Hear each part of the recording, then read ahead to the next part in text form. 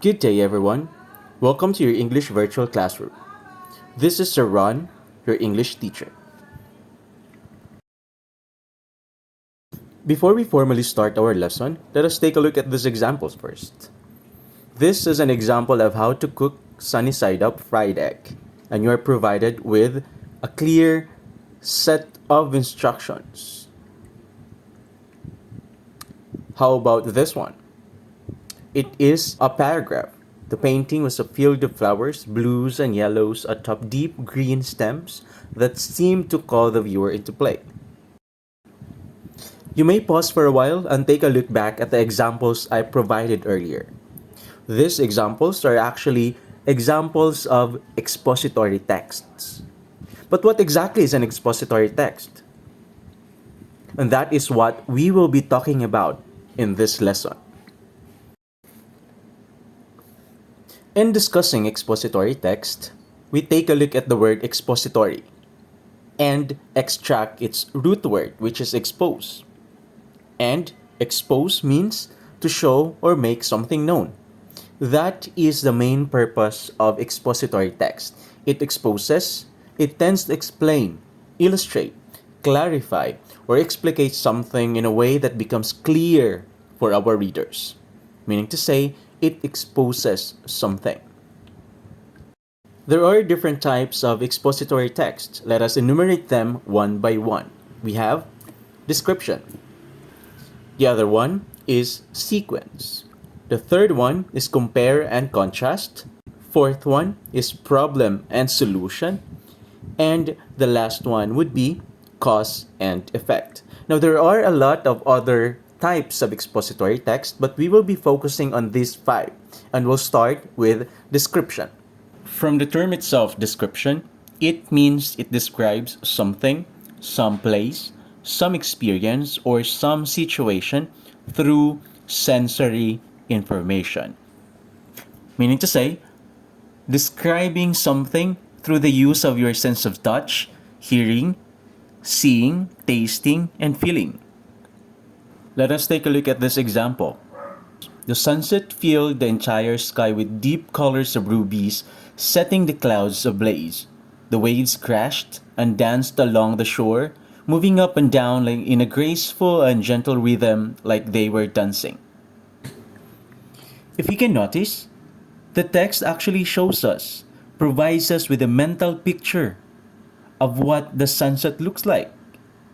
The sunset filled the entire sky with a deep color of rubies.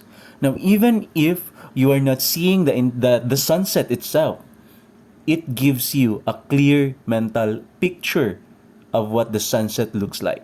And that is using the description type of expository text. It exposes you to something that is magical, even if it's just in your head and you are picturing that out in your mind. The next type of expository text is sequence. And for sequence, it uses numerical or chronological order to list items or events or explain the steps one must follow to do something or to make something. Let's say, for example, this particular one. We have steps in washing the dishes. 1. Scrape dishes to remove leftover food. 2. Wash in order, starting with lightly soiled items. 3. Rinse sods and residue with water. And 4. Dry. As simple as these particular steps in washing the dishes, you already are exposing something. You are already providing information in a timely manner or in a step-by-step manner. And that is an example of a type of expository text. The third type of expository text that we'll discuss for today is compare and contrast.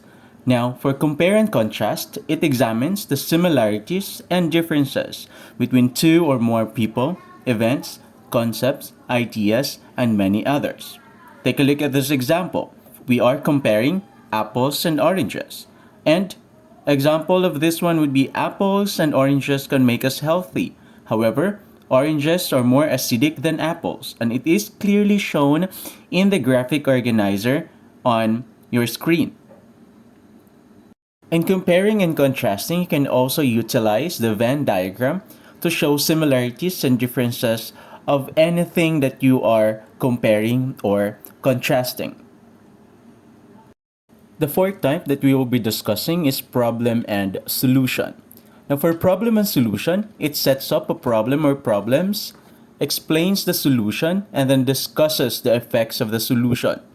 Say, for example, this particular example, there is a high level of carbon dioxide in the atmosphere. That is why environmentalists suggest different solutions like using renewable energy and recycling. Looking at this particular examples, we can identify already which is the problem, which is highlighted in blue, and then the solution is highlighted in green. The words highlighted in red are actually the signal words for the solution. For problems and solutions, you can either identify one problem and then provide one solution, or one problem and more than one solutions. These are just two of the patterns that are mostly used in problem and solution expository text type. The next expository text type is cause and effect. Now for this one, it shows the relationship between the cause of the problem and the effects of the problem. Let us take a look at this example.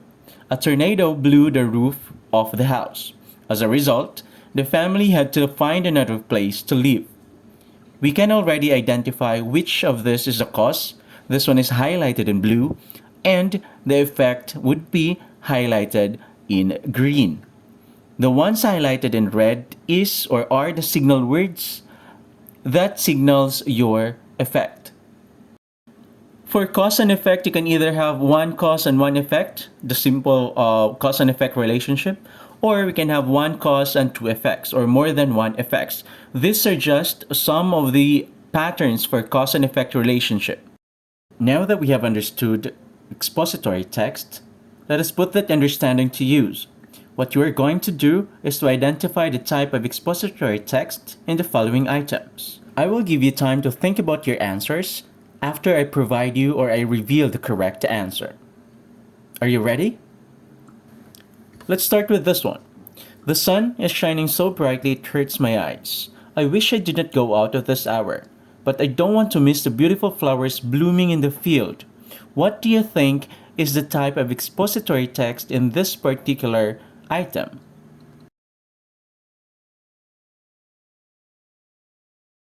Time's up. The answer is description, of course. It provides us with a clear description, a clear mental picture of what the text is all about. How about the next item? Flash floods in Metro Manila are due to the irresponsible disposal of garbage and wastes. What do you think is the type of expository text for this one? I'll give you time to answer. Alright, time's up. The answer is, of course, cause and effect. But which in this part is the cause and which is the effect? Let's find that out. This particular sentence, our cause is the irresponsible disposal of garbage and wastes, which resulted to flash floods in Metro Manila. That is correct. Alright, let's try this last one. I normally wake up late, so my mother always sets up an alarm to wake me up. What do you think is the type of expository text used in this particular sentence? I'll give you time to think about your answer. And time is up. The answer is problem and solution. That is actually correct. Now, let us identify where is the problem and where is the solution provided here. So in this particular sentence, the problem is I normally wake up late. And the solution is my mother always sets up an alarm to wake me up. If you have reached until this part of the lesson, thank you so much for staying with me. I hope that you have learned something for today. And if you have joined in and responded to the practice test, you're a star. Thank you so much for joining. I'll see you next time. That is all for today. Have a great day, everyone. Goodbye.